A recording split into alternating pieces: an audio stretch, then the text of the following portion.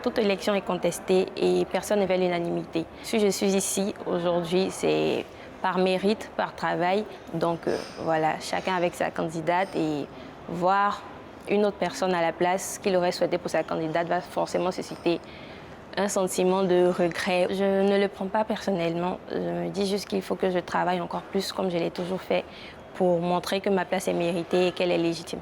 Bonjour Brut, je suis Fatima Koné, Miss Côte d'Ivoire 2025. Miss Côte d'Ivoire, pour moi, était un rêve d'enfance et un défi personnel. J'étais en quête de challenge et aussi c'était un rêve très immense, très grand, voire inaccessible, mais j'ai essayé de me donner les moyens pour y arriver. Je l'ai vécu pleinement avec beaucoup de courage, beaucoup d'entraînement, beaucoup de patience et aussi beaucoup de foi. L'élection de cette année a généré de nombreuses réactions sur les réseaux sociaux.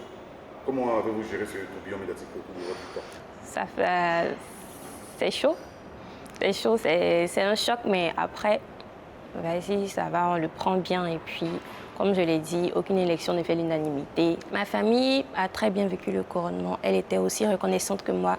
Et concernant les polémiques, je dirais qu'elle était plus touchée que moi. Mais aujourd'hui, ça va, nous tous, on se porte très bien d'ailleurs. Et tout le monde est content. Il y a quelques semaines, une nouvelle polémique sur le fait que vous n'alliez pas participer aux concours internationaux. De quoi s'agit-il réellement?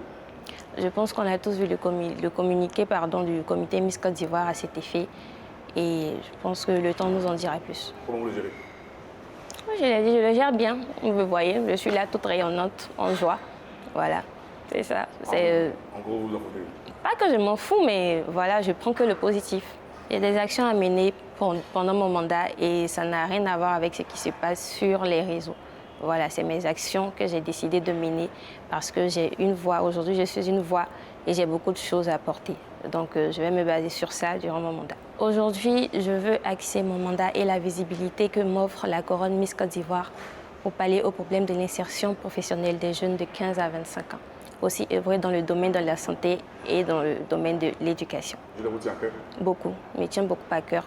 Comme je l'ai dit, je ne veux pas d'une jeunesse qui tend la main, mais une jeunesse qui ose, qui entreprend et qui se bat pour son avenir. En tant qu'ambassadrice culturelle de mon pays, je compte projeter une image de la Côte d'Ivoire belle, rayonnante, avec plusieurs atouts touristiques, culturels, dotée d'une jeunesse forte, émergente et remplie de talent.